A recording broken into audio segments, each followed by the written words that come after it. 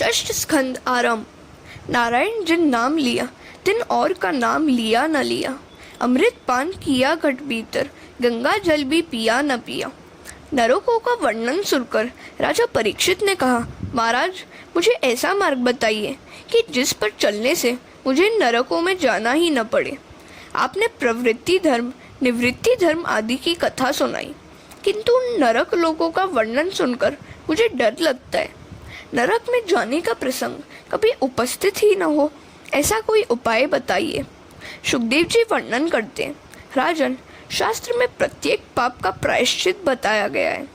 पाप का विधि पूर्वक प्रायश्चित किया जाए तो पाप नष्ट हो जाते हैं।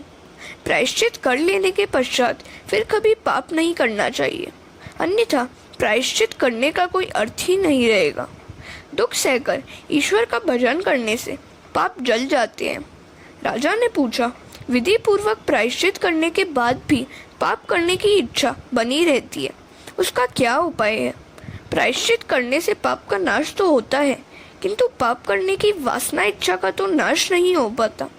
प्रायश्चित करने से भी पाप वासना नष्ट न हो पाए तो क्या करें? कुछ ऐसा मार्ग बताइए कि पाप करने की वासना ही न रहे। प्रायश्चित से पाप तो जल जाता है, किंतु पाप वासना नष्ट नहीं होती, तो उसके लिए क्या किया जाए? सुखदेव जी सावधान करते हैं, राजन मन का लेश मात्र भी विश्वास मत करो। मन बड़ा विश्वास खाती है, उसे अंकुश में रखो। मन को कहीं एकाध बार भी छुट्टी मिलेगी तो वह फिर से पाप करने को तैयार हो जाएगा।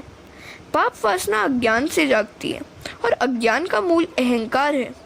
जो व्यक्ति श्री कृष्ण भगवान को प्राणार्पण करता है, उसकी पाप करने की इच्छा ही नहीं होती, उसका अहंकार नष्ट हो जाता है।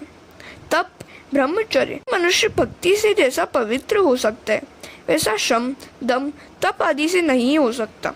राजन तुम अपने प्राण भगवान को अर्पित करो, पाप की वासना चली जाएगी। भगवान नारायण को जो अपना प्राण अर्पित करता है और जो प्रति श्वास नारायण मंत्र का जाप करता है, उसको पाप कभी छूता तक नहीं है। जो अपना प्राण श्री कृष्ण को अर्पित करता है, उसकी पाप करने की इच्छा कभी नहीं होती। प्राणार्पण का अर्थ है प्राण प्राण से, श्वास श्वास से ईश्वर के नाम का जप करना। प्रत्येक कार्य में ईश्वर से संबंध बनाए रखो। सतत प्रति श्वास भागवत स्मरण करते रहोगे तो पाप नहीं होगा, पाप में प्रवृत्ति नहीं होगी।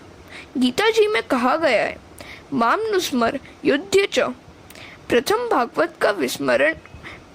भगवान का स्मरण करो और फिर सारे सांसारिक कार्य। जब तक परमात्मा का ज्ञान नहीं होता तब तक वासना नष्ट नहीं हो सकती। अज्ञान में वासना का जन्म है। ईश्वर और जगत के स्वरूप का ज्ञान होने पर ही वासना विनष्ट होती है। ईश्वर आनंद रूप है और संसार दुख रूप। ऐसा अनुभव होने के बाद वासना नष्ट होती है। वासना का मूल अज्ञान है। अज्ञान के नाश होने से ज्ञान होता है, ज्ञान से अज्ञान का नाश होता है। ज्ञान को सतत बनाए रखने के लिए प्राण कृष्ण को अर्पित कर दो।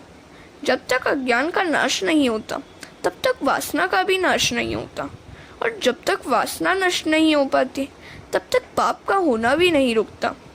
ज्ञानी केवल इंद्रियों को ही विषयों की ओर जाने से रोकते हैं, किंतु इससे वासना का नाश नहीं हो पाता।